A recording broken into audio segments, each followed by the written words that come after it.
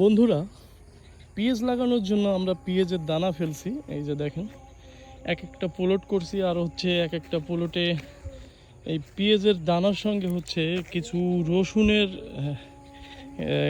গাছ দিয়ে দিছি আর কি, যাতে একসাথে দুইটা ফসল হয়। এই যে আমি যদি আপনাদেরকে একটু দেখাই, দেখেন পেঁয়াজের দানা আছে, সাথে হচ্ছে রসুন গাছ আছে।